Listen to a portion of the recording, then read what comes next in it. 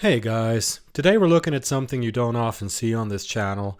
TwoToys from Vietnam sent me this upgrade kit for the Liger Zero to turn it into the Gusoku Myokoh version from Zoid's Generations. Near as I can tell, this is a reproduction of the original upgrade kit that was only ever available as an extremely limited resin kit, so if you've always wanted to get your hands on one of these, getting this one from TwoToys is likely to be your best bet. Zoid's Generations, in case you didn't know, is a relatively obscure storyline that first ran in Dengeki Hobby magazine, and it was then later collected into an art book.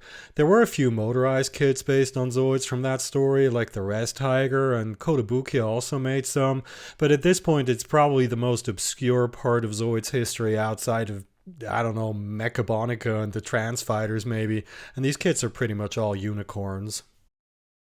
Now, quick disclaimer, yes, I did get this kit sent to me for free from TwoToys, so they're sponsoring this video, but we did agree that I would do an honest review, so don't worry, this isn't me shilling for anyone here.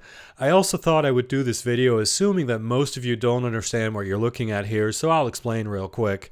This is what we typically call a garage kit, meaning it's done in a very small numbers by a very small manufacturer, maybe even just one person.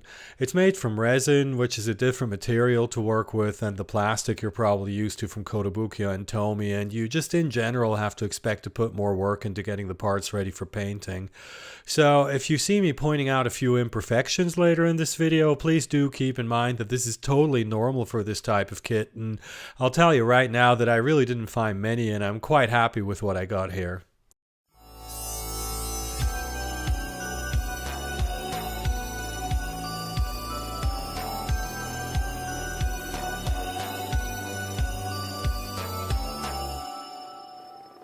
Robo Shop.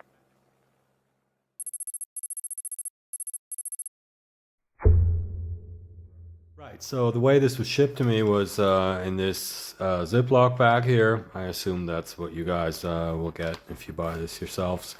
And then it comes with these instructions, which we're going to take a look at in a second.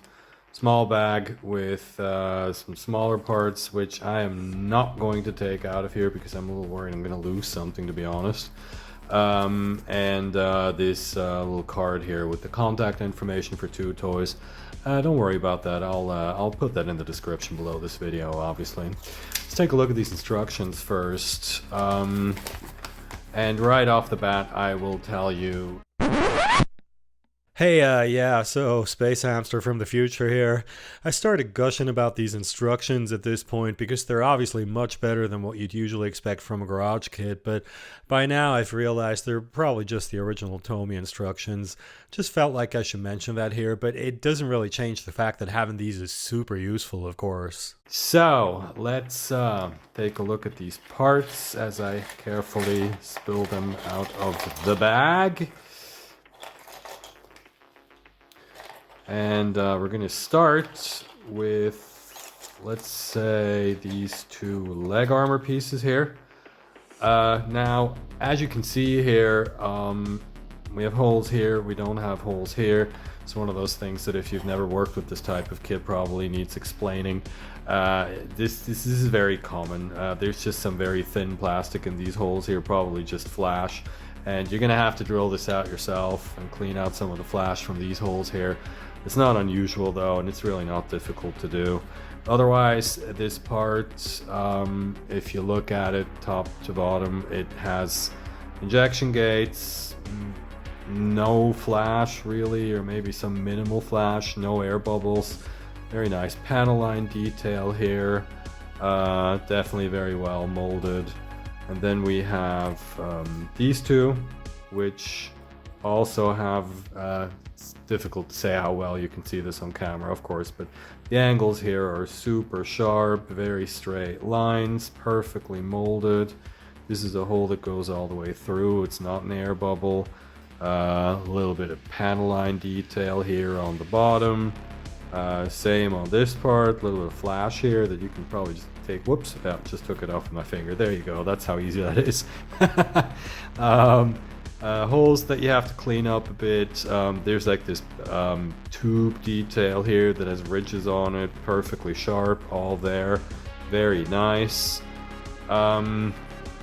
We have this armor part here that goes on the back.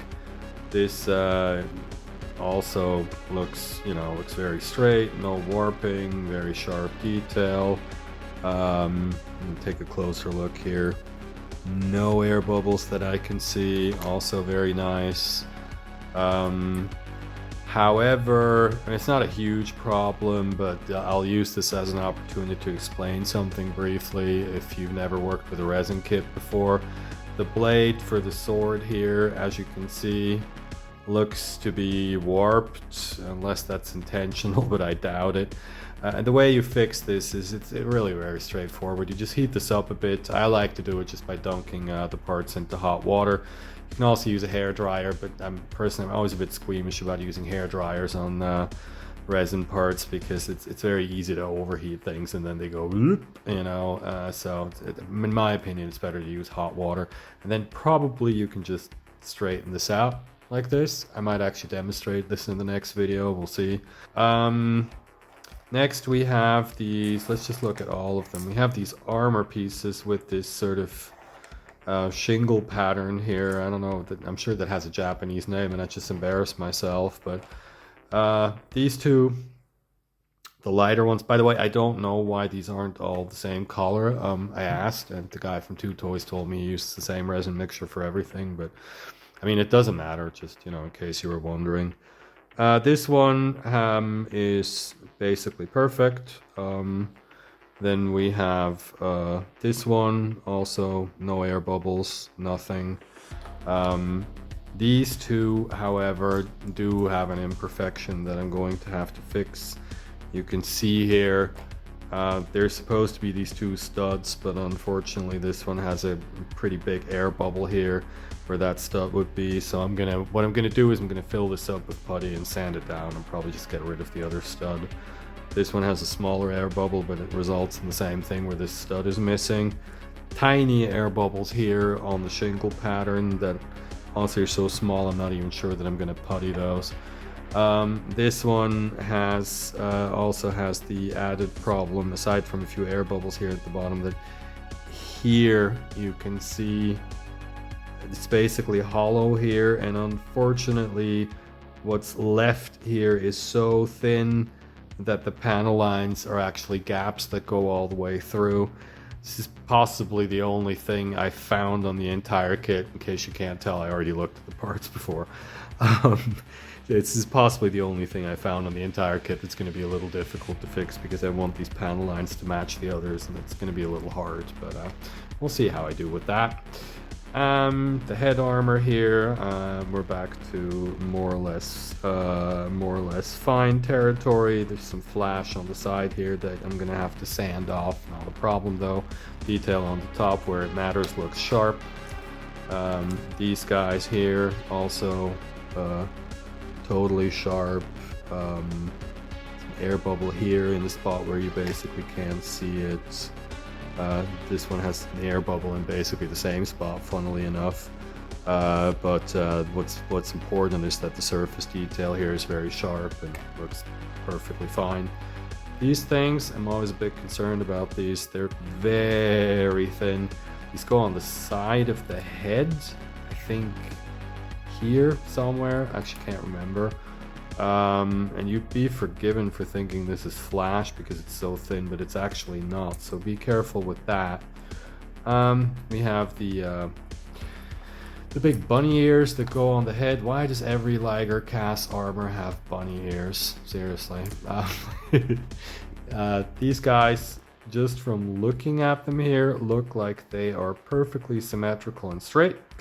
How symmetrical and straight they really are, I will find out when I actually put them on the kit. However, also with something like this, same trick applies as to what I said about the sword blade.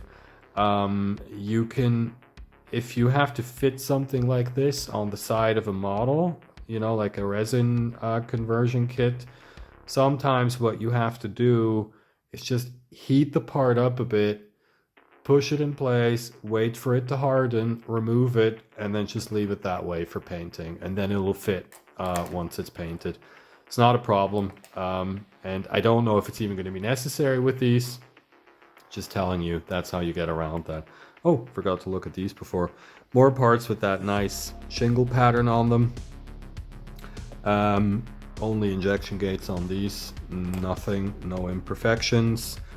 This one as well, little flash here, no problem, scrape that off in 2 seconds. This is one of the pieces for the sword mechanism, I think. And it has an injection gate, and otherwise, especially mostly just really sharp detail like this here, for example. So looking good. This is the tip of the tail. This has the other big imperfection that I found. See here, there's a straight line here, and here there's a chunk of that missing. I can actually use what's left here as a guide, so what I'm gonna have to do here is fill that up with putty. Milliput, I'm guessing, it's probably gonna work best for this, and then kind of sand it smooth. Won't be too difficult, but that's, yeah. Aside from the, you know, these two armor pieces here, that's the one other thing I found that I think is gonna take some fixing. The rest really looks good. Head armor, very sharp detail here with this circle. I'm looking at the screen here, making sure that you guys can actually see this. These parts, I can't remember where they go, but these are, I'm especially impressed with these, I have to say, because these are very intricate, you know, indentations, and then panel line here, dots here, this grid thing here, same on the other side, and they look to have come out really just perfectly. Looking very good. I have no idea what this part does, but it looks neat. We have these two. This also is a bit thin on the side here, but I mean, once that's painted, you won't see it anymore. This seems to be, I don't know if it's an air bubble, because there's an indentation here as well, so maybe that's supposed to be there. Yeah, it's supposed to be an indentation on the side. So I don't know, I mean, I might fill that up with putty, so that it looks symmetrical. But it's still, I mean, these are going to go on the sides, and you can, if you want, you can just put them on there in a way where like you won't see the imperfection if you have something similar on yours. This is another thing that goes, I think, on the back. We have a lot of panel lines here, grid detail, all looks very sharp. And finally, these two, also just a bit of lint stuck in there. These have this very sort of nice detail of like with these straps that go across here that are also molded perfectly. So yeah, in conclusion, we have a few air bubbles. The majority of the parts really won't need any work at all, except for, you know, sanding off the injection gates and a bit of flash, which honestly, you have mold lines and injection gates even on the most expensive plastic kits, so that's, you know, that doesn't count. And then we have a small number of parts. I mean, really, I'm counting three. These three here, in my case. Which one was the other one? This, right. These three parts that are going to take some fixing. And a few tiny minor air bubbles that I may or may not even fix, and otherwise this is looking really good. Of course, there's always, like with this kind of kit, there's variation. You know, if you buy your own, these might not have imperfections on yours, but they might be somewhere else. But I would figure, you know, the percentage of parts that needs a few small fixes to parts that basically don't need any work is probably going to be the same on all of these. And this, again, for a garage kit from a small company, this is great. Good quality, very few parts that need fixing, excellent instructions. So far, I'm impressed. So, quick note on what I'm going to do next. I'm thinking I'll record some footage of myself working on these parts as sort of a small tutorial for working with resin kits for those of you who have never done this sort of thing before.